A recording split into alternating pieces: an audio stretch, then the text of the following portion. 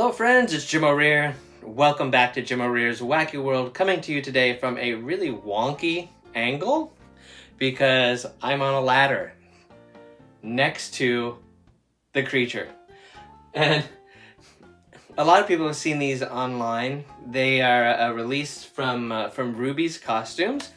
They were released as grave walkers, so they're meant to be used on the ground, but they look much cooler mounted on the wall. And they're very fragile, though.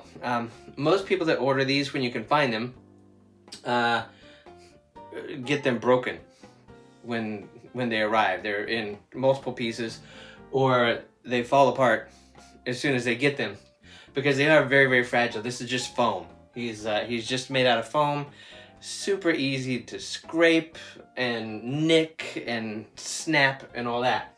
So the biggest question I see about these things online is the best way and safest way to mount them to the wall, because you can't really screw them in, you can't nail them in. You know, if you put a traditional picture holder on them, it can rip through the foam and there it goes crashing to the ground into a million pieces.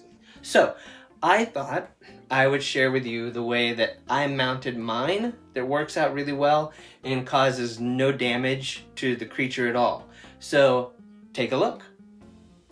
The Gillman is one of my favorite Universal monsters, and this piece from Rubie's is one of my favorite Gillman pieces that I have. Now, like I said earlier, these were meant to be used on the ground, and it looks like this. So they look like they're kind of bursting up out of the ground and coming after you. But I like it on the wall. Now, the inside of this head, this is the secret to mounting him. The inside of this head is hollow, but the top, as you can see there, is flat. I mean, whatever they use to make him with, it's got a flat ledge right there, and just kind of this shaft that goes forward to his forehead with a flat top. So what I did to wall mount mine is I went out to the garage and just found an old scrap piece of wood, just like this. And then I got some little L brackets like this. And I took the L brackets and I screwed them onto the piece of wood. So I took one and I put it here so that it's attached to the wood and sticks out on the back so that I could attach that to the wall.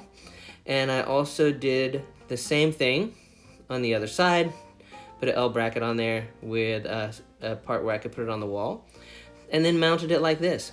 I just screwed that piece of wood right onto the wall so it protrudes out like a flat flagpole, I guess. That's what it looks like up close.